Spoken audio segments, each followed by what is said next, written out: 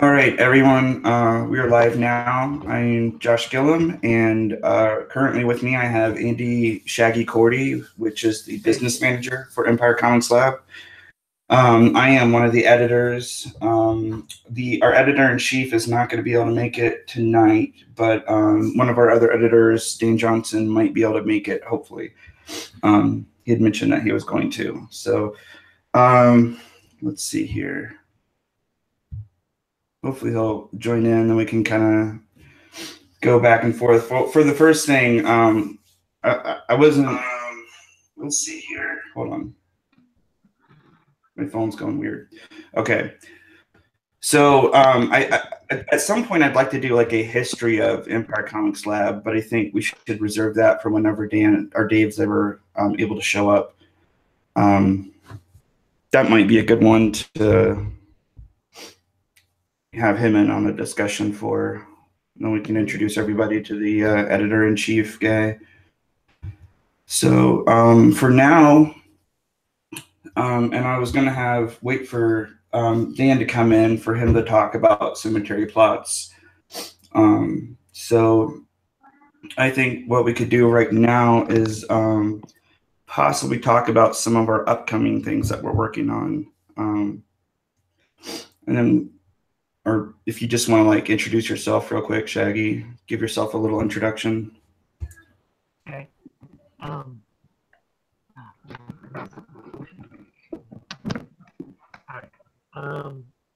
So I'm the business manager. I'm an artist. I'm a letterer. I am just about anything. Just about anything ECL needs me to be. Mm-hmm. So I've at least touched every single one of the books, including the free comic book day stuff that we've done. I have not done any writing for anything other than the Manor, obviously. Mm-hmm. And then the Manors now, like you brought that over to Empire Comics Lab after how long have you been doing the Manor? April 2nd will be 8 years. Wow. So, but like everything with Empire Comics Lab, it's creator owned. Mm-hmm. So I retain all the rights and everything. Empire Comics Lab just gets the print deal. Mm-hmm. And if I would ever leave Empire, then they can continue to sell the books that have already been ordered, but then like anything from then on, like once they sell out, everything then on would be, whoever I move the title to. Mm-hmm. All right. We're probably not going to go on for too long tonight because, like, I myself am still not feeling like the absolute greatest, and I don't know how many of everybody is going to be coming in tonight. So, and I don't expect our first like few episodes to really garner much attention. It might take a little while before we start building up a following. So, like everything. For me, my webcomic thing is Cynical Stew. That was one I was doing on my own for a little bit, and then we brought that on to brought that up as part of Empire Comics Lab, so I'm able to do that with them now. And then also, so I've done writing, and I've done writing for this and that, and now I'm also was brought on board as an editor. Some projects in the works there.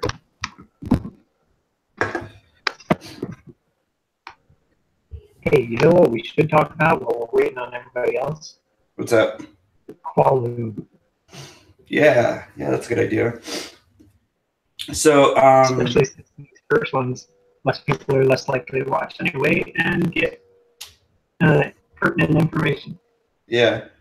Now, like Kowloon was, I remember I don't know when we first started it, but you like approached me with stuff about the actual city of Kowloon in Hong Kong, and you were like, "Hey, this would make a great like setting for a vampire story."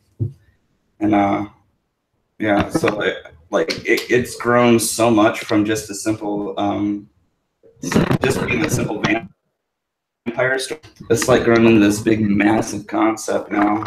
Well, it's about because I read an article about, I think it was 2 years ago, or roughly 2 years ago, and I read an article about rats in the city, and despite the fact that like there was plenty of food, there was plenty of like little rooms and things like that. The rats like got to the point where they just like they would start crawling over each other and knocking each other over and like knocking each other off of ledges and stuff like that because they so overpopulated. Like they didn't try to just.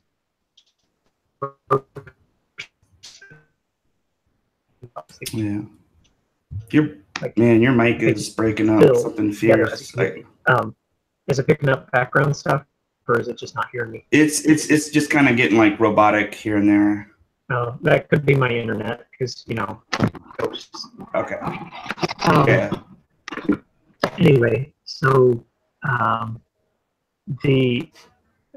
that article like had mentioned Walloon, or however you say it. Anyway, and so I looked that up and I saw like the absolute greatest potential there, and I was like, holy crap. So I sent you all the stuff, and I was like, dude, we have to do a vampire story. Yeah. No, it like for anybody who doesn't know, like Kowloon was a city in Hong Kong, and then they kept like building upwards rather than building outwards. So like all these streets were like very tightly packed, and buildings were like really tightly packed together. And then when you'd be on the ground, you couldn't actually see sunlight in the middle of the day. There was so much dark space in that city, and that's where Shaggy was like, yeah, that would be a great place for a vampire story, because I mean, even during the daytime, you'd be able to run around the city and stuff like that. So yeah, so we started like. Sorry, go ahead. Oh, I was just gonna say like we're working on that big massive like timeline. So have been incorporating like real events into the whole story. So it's kind of like this altered history kind of story where it incorporates a lot of real life events, real life places, and even in some cases real life people, but has it just supports his vampire story as if like this could have happened kind of thing. Oh, and there were plenty of weird things that happened in that city anyway, so could have happened, probably did happen. Yeah.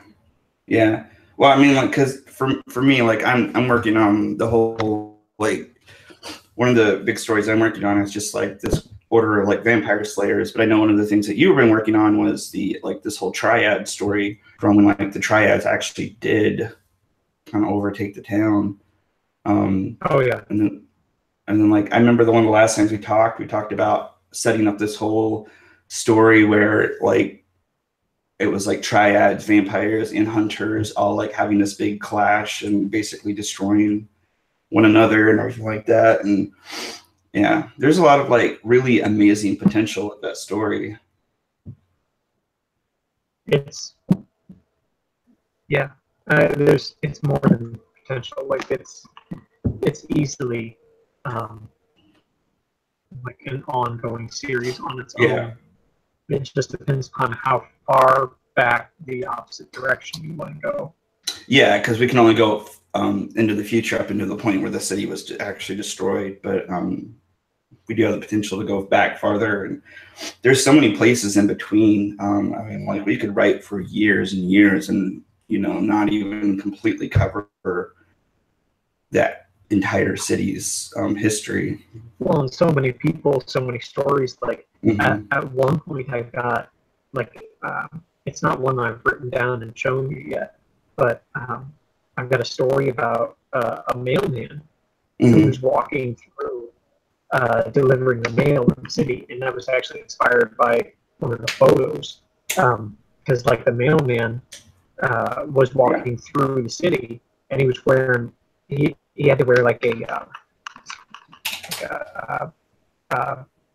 I want to call it a safari hat, but it's like the I think I know what you mean.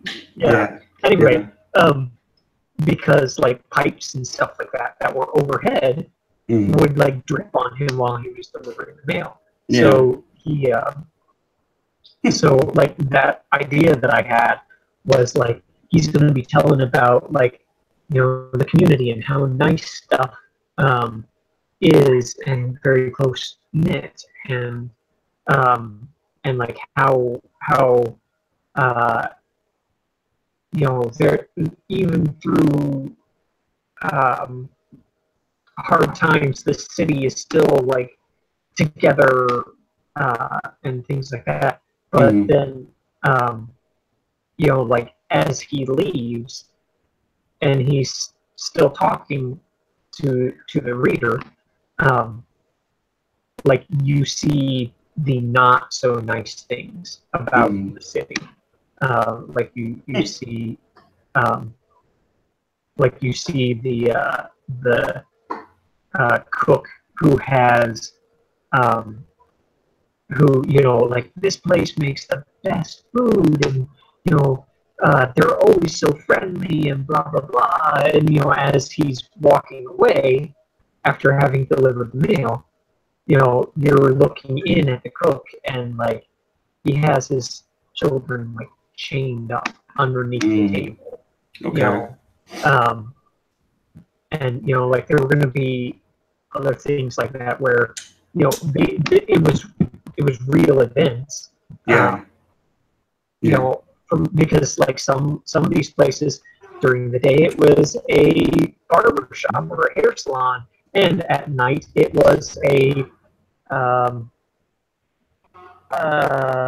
place that I can't say because my kids are here. But like no, keep going. Sorry. It's stuff like that where they the city was very almost turn on a dime, even though that you couldn't see the night, or the sunlight. When it became night, which would be actual night, then like the city very much changed. Like the triad rule thing during the day and night, but like during the night was really when the triad rule. Yeah. Okay, we're gonna Dan. It looks like Dan. Can you hear us? Says he's here, but not. I don't know if you see. I see his like avatar. Yeah. Popped up for me, but normally I wouldn't do the camera, but it didn't give me the option. It was either you click yes or like maybe. Okay, off on my phone, I can see him. Give me 1 second. Okay.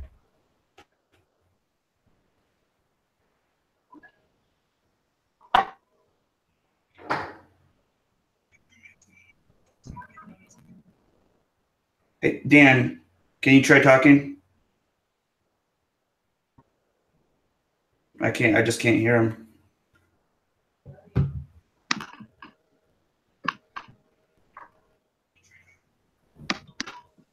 Thought I heard something. Yeah, hold on. Give me a second. Okay. So yeah, like someone in the chat says they can't hear Dan either. And he's just like, I can see him. I can see him on the chat on my phone, but up on here I can't see him. And then we can't hear him. I don't know what's going on, Dan. That's weird. Maybe you can try like logging out and logging back in. That's weird. This, yeah, I don't know what's going on. Guess we're having some problems with this still. Oh, wait, I see you for now. Do you see Dan Shaggy? Nope. No, I can see him. I just can't hear him yet. I don't know what's going on with the thing. The thing that's the thing. Yeah. Thing one and Is thing it? two.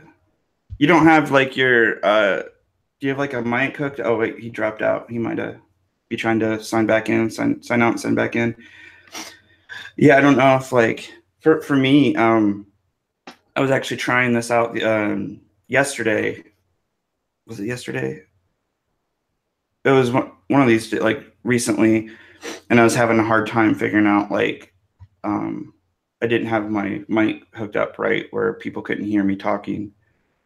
But which is weird because I had to have my headphones plugged into the mic in order for it to work, which is weird. Really? Yeah, and it's because I have like a nicer mic too, and it's Oh, so it doesn't do feedback. But the only weird thing is that I can hear myself talking through my headphones. Can you guys hear me now? Hey, yeah, I can hear you now. Welcome, man. Hey, how's it going? Good. All right. Come back. So okay. Yeah. Well, for everybody that's watching, Dan just joined us. He's one of the editors and writers. He also is the mind behind Cemetery Plots 1 and 2. And Dan, I'd like to give you a little bit of time to give you the platform to talk about Cemetery Plots. Certainly. Oh well, Cemetery Plots actually was the very first thing that we came up with for Empire Comics Lab. And the way it came about was when we were first starting, people were wondering, well, what are we going to do? What's going to be our first project? What's going to be the very first thing that we're going to get out there to the public? And the idea of an anthology had been suggested. And I suggested the idea of doing a horror anthology because horror is always a popular subject. It's a popular genre that people like to do. It gets people excited. And what happened was that we were still kind of wondering how we're going to go about it. And then Steve Casper and I kind of took the initiative, and we did the very first story that for Cemetery Plots called Three-Way, which has become kind of infamous, as I understand it. And we also created D.O. Mann, who was our horror host, and became the figurehead for the comic book. And from there, people just rallied around it. People saw what we wanted to do.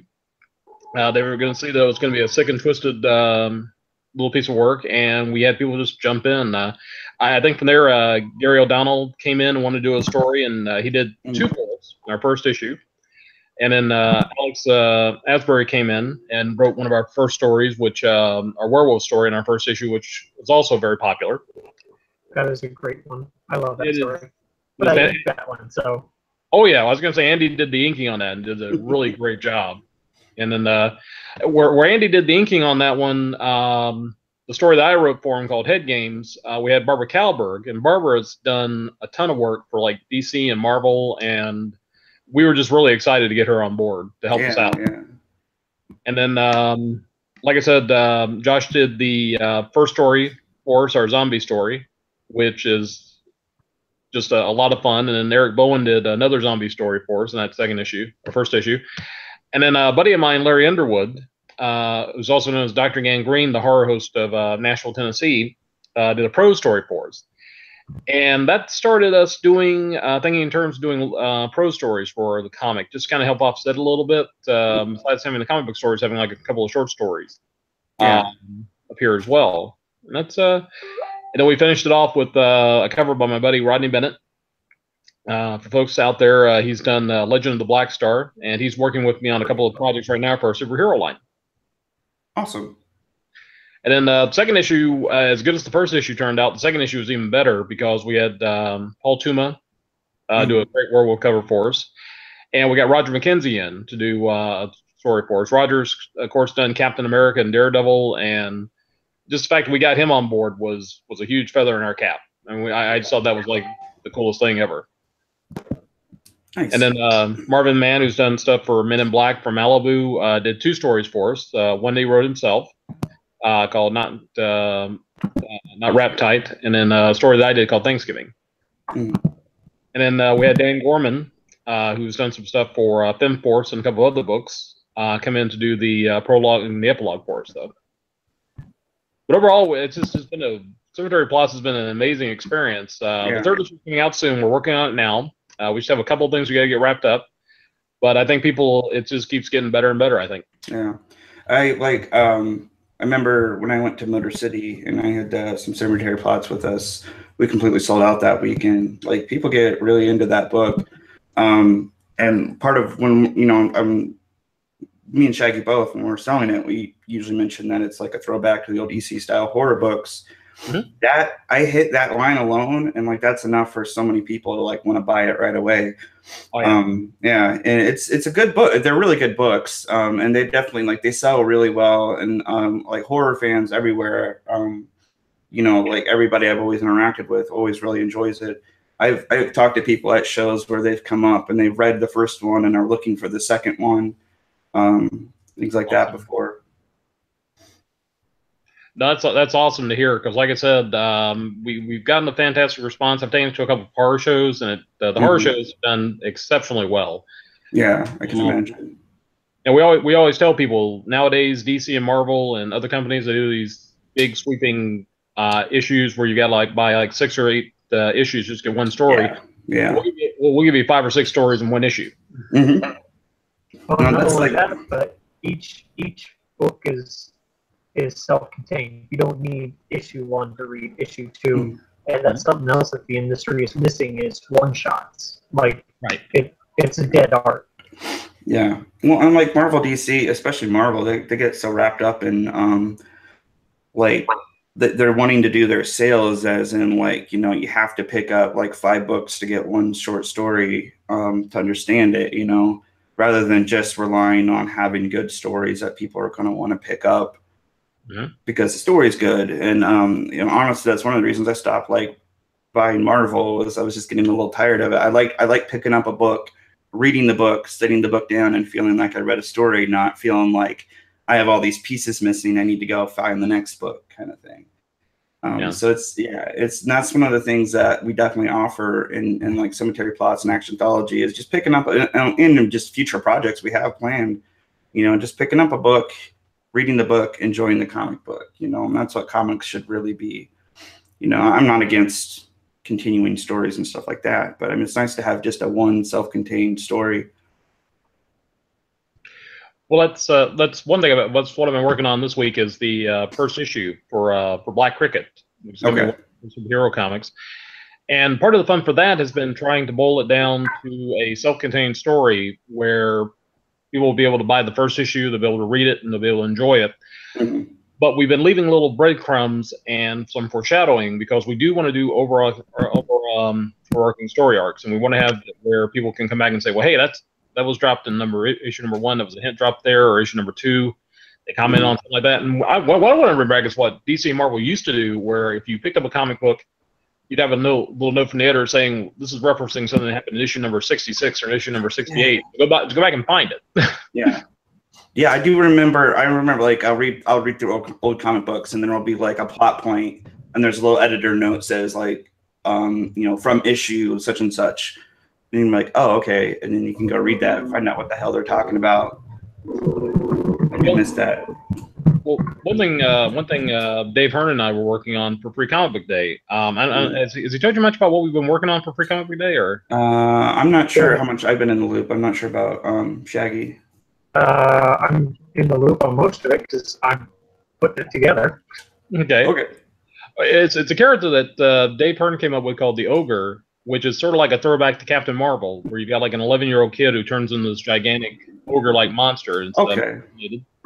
Yeah. And one of the things when I wrote the first issue, or wrote the first story, it's a little 6-page story to kind of introduce a Free Comic Book Day.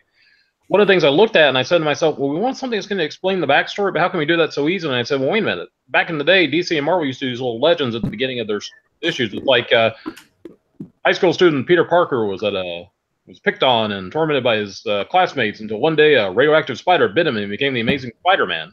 Yeah.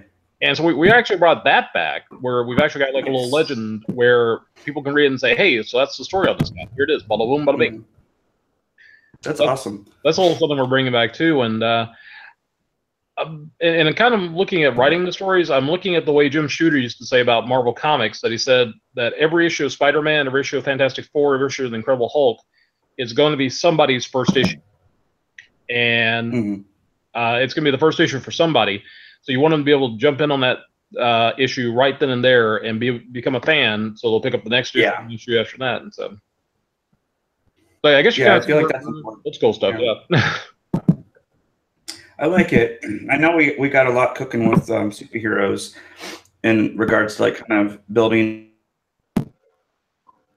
and establishing our 2 characters that I've been working on, and then I have the whole like cosmic team I told you guys about, the Guardian Brigade thing. And I know through a lot of our discussions, so many different characters have come up that I like, because a lot of it seems kind of like it's a bit of a throwback.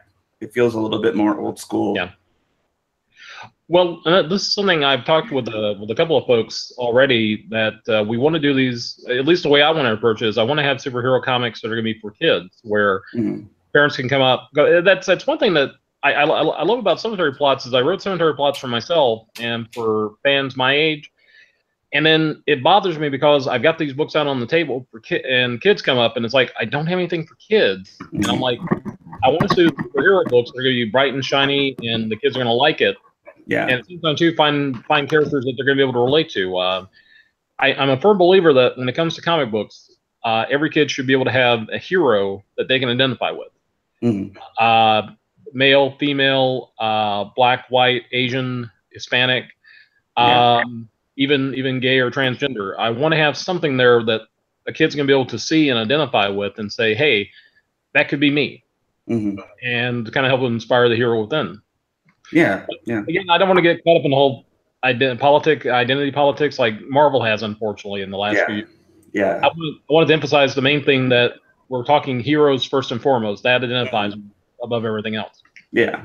And I feel like that's the problem that I don't think we're going to run into, because, working with you guys, the editors, and having messed around with, like, having worked with some of the writers and the editor team we have, I always feel like I can and confidently say, we're going to put stories first, not agendas or anything like that. We're not going to be writing stories to push an idea or anything like that. We're going to be writing stories because we want to write entertaining stories. We want to write good characters. We want to make good comics for people to read. Exactly. The only agenda I have is I want to entertain the reader. I want the reader to come forward entertained. Precisely. We've already talked about like one character tackling addressing the issue of like in school shootings, but we're not going to make it like a big thing where it's going to be like we don't have all the answers. We don't have the answers. It's one of those things that affects this character because the character's at the age where they're in school. This is a thing that's actually happening with kids. And if I may, I recently did a thing with one of the local elementary schools where I came in. I did a thing that I do where we get the kids to do a writing exercise where they get to become their own hero, and we ask them a series of questions. And it's meant to be, it's meant to help them build up their self-confidence in themselves and their self-esteem, and use these positive traits to become superheroes.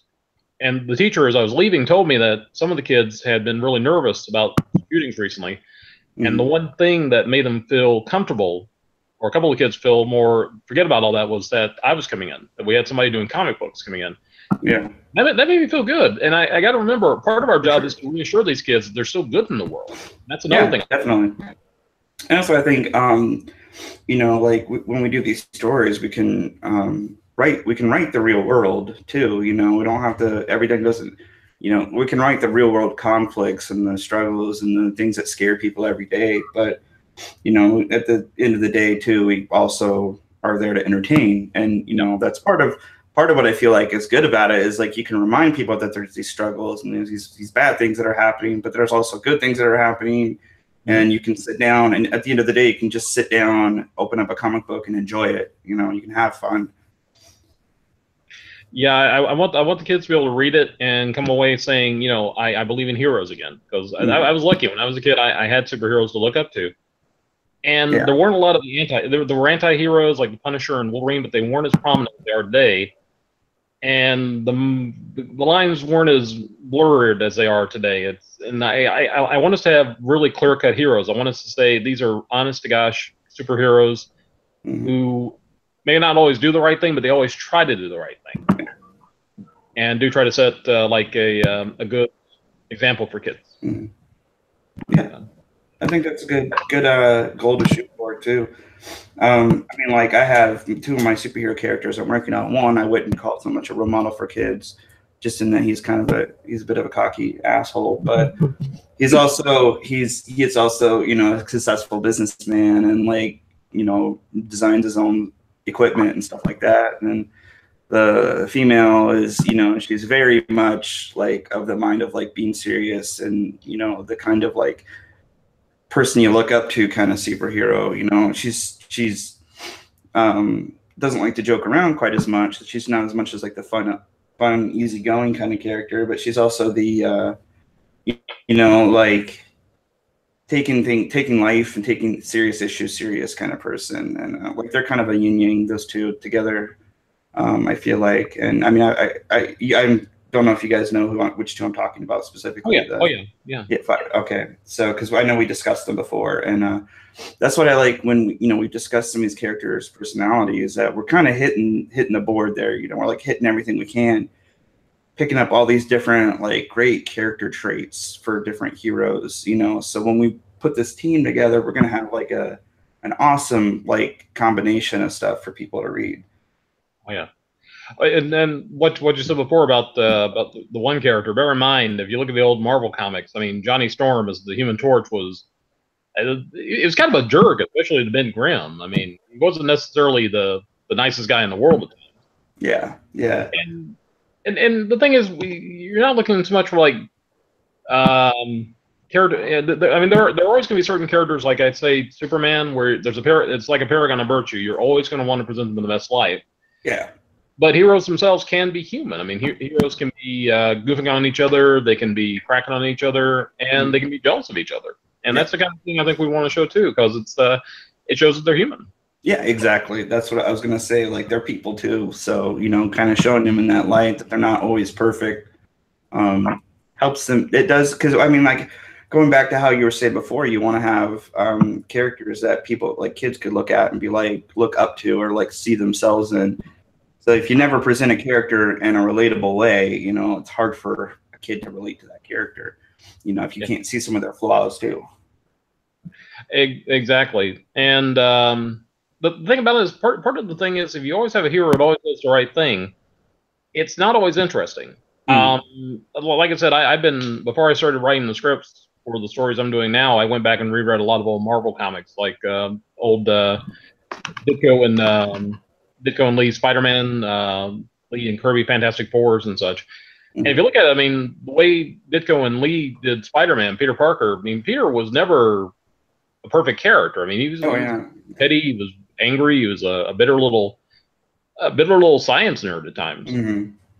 And the thing is that part of the fun of that character is that you make him like that, but even though he is that personality, he overcomes it and does the right thing. And that's what you want to show the kids, is that you can get past being, say, jealous of your brother or jealous of your sister, or being angry at your friends, or maybe feeling like the world's coming down on you, and still do the right thing.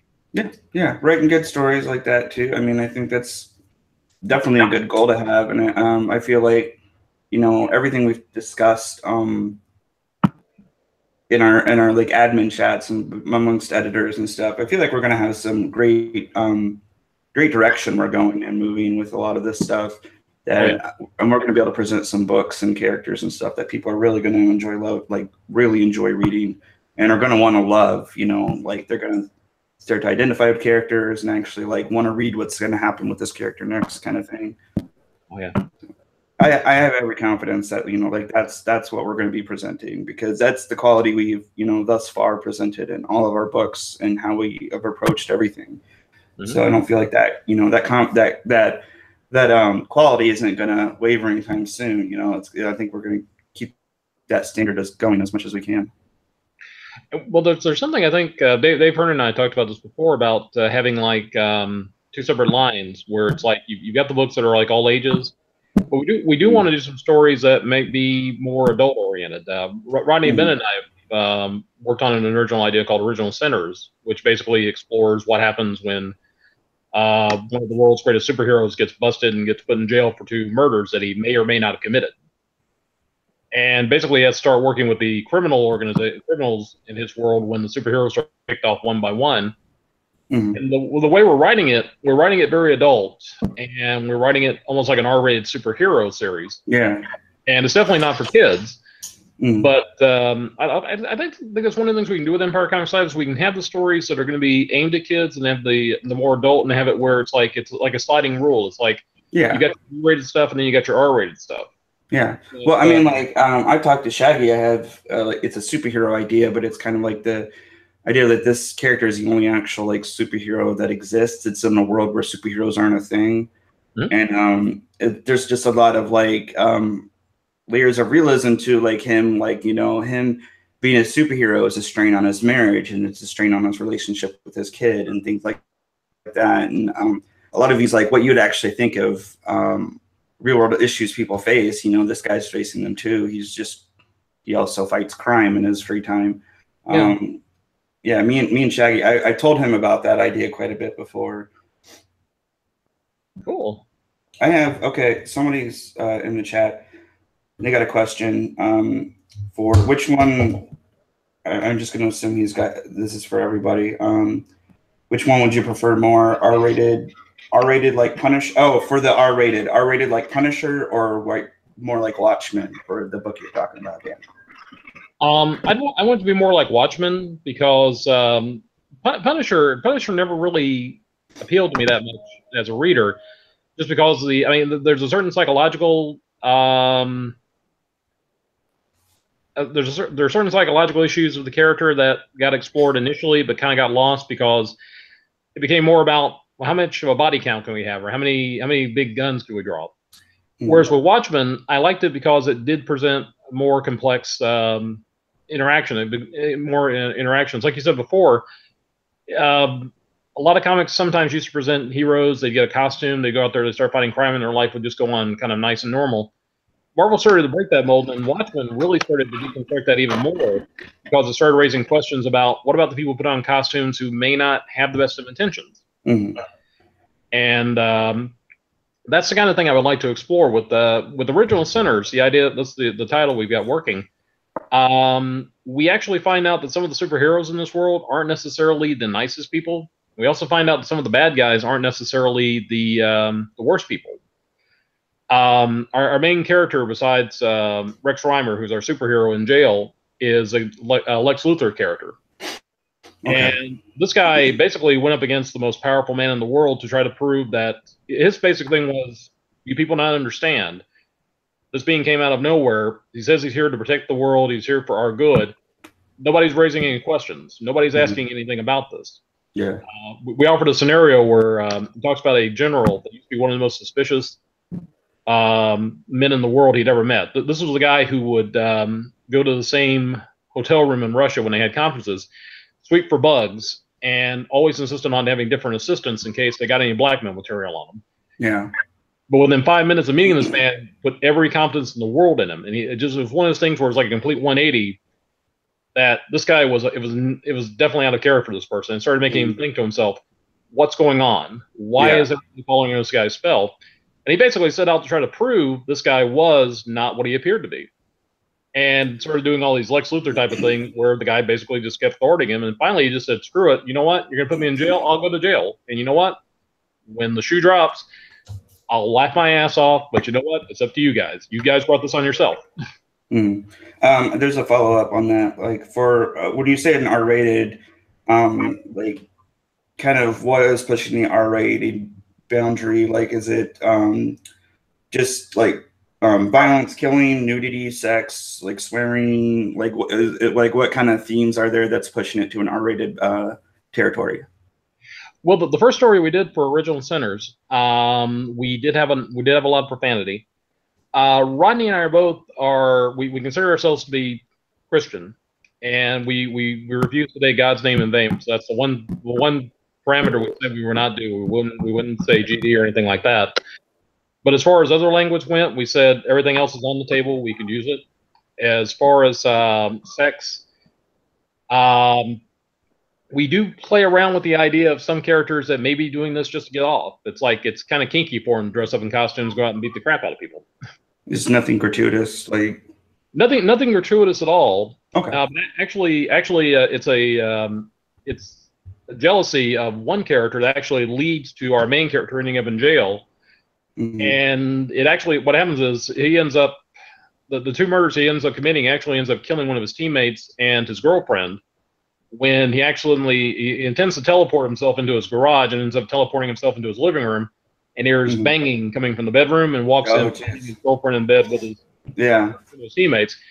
And from there, the next 48 hours are a complete blank. He has no memory of what happened, except for his teammates bringing him in and basically dropping him off and saying, "Here he is, bury him under the prison." Mhm. But the scene we had in mind is going to be not too much, not graphic so much. We haven't really decided too much on nudity, but it's very clear they're not playing checkers in the back. They're definitely doing something that would tick a guy off if he found his girlfriend doing this with his buddies. Yeah. All right. Well, I was hoping we'd go on for longer, but I wasn't sure. I was wanting to make sure that I did get on the stream tonight, but I've been having some extra back pains today and a migraine. So, if everybody's cool, I thought we had a great discussion tonight.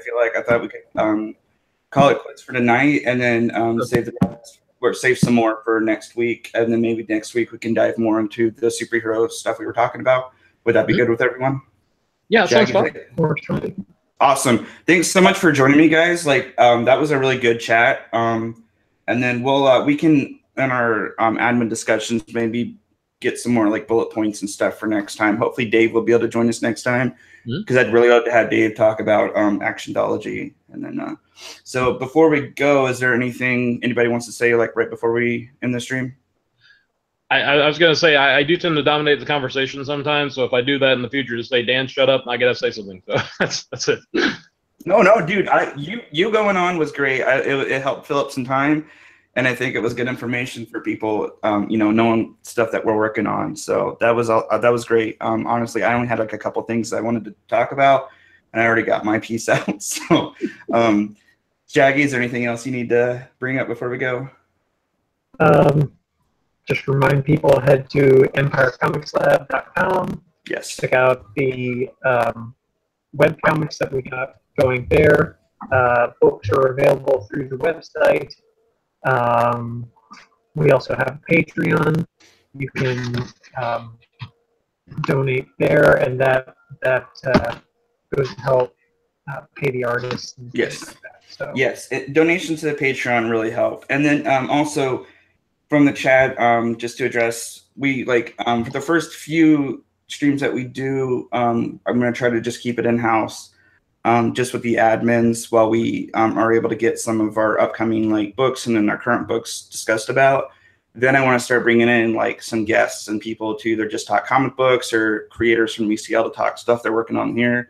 So we'll be bringing on people more and more as the streams go on, to kind of expand upon what all we can talk about, because I'm sure me, Dan, and Shaggy, and Dave and Jen will only be able to talk so long before everybody gets sick of hearing us. So, all right. Well, thanks for coming on, guys, and I'll see you next week, hopefully.